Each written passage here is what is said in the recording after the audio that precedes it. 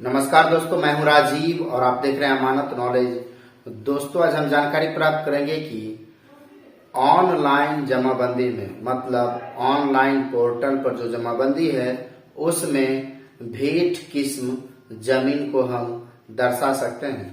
तो दोस्तों, इसी को जानेंगे और जानने से पहले आप हमारे चैनल पर नए हैं तो चैनल को सब्सक्राइब कर लीजिए और बेल आइकन प्रेस कर दीजिए, क्योंकि जमीन संबंधित नॉलेजेबल वीडियो मैं आपके लिए लाता रहता हूँ। चलिए एक जानकारी प्राप्त करते हैं।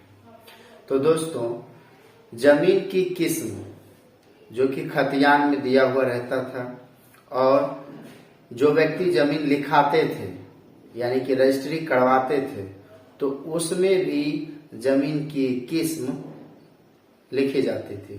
ठीक है, अब बात है कि ऑनलाइन पोर्टल पर, तो ऑनलाइन पोर्टल पर भी जो है जमीन का किस्म जो है आप दे सकते हैं। यदि उसमें कॉलम है, चाहे आप किसी भी राज्य से हैं, यदि उसमें कॉलम जमीन की किस्म या फिर सिर्फ किस्म ऐसा लिखा हुआ है तो आपके पेपर में यदि खतियानी जमीन है तो खतियान में तो दिया हुआ ही है किस्म, किस टाइप की जमीन है, किस्म का मतलब हुआ किस टाइप की जमीन है, तो किस्म लिखा हुआ रहता है। जैसे कि धनहर, भेंट, प्रति कदीम ऐसे करके रहता है, या फिर मकान, खतियान में देखेंगे तो मकान में सहन कित्ता वो लिखा हुआ रहता था।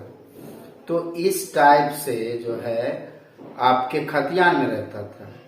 अब आपके केवाला में मतलब आपके जमीन रजिस्ट्री के पेपर में क्या जमीन की किस्म लिखी हुई है, यदि लिखा हुआ है तो फिर आप ऑनलाइन पोर्टल पर भी परिमार्जन करा के उसमें आप अपलोड करवा सकते हैं।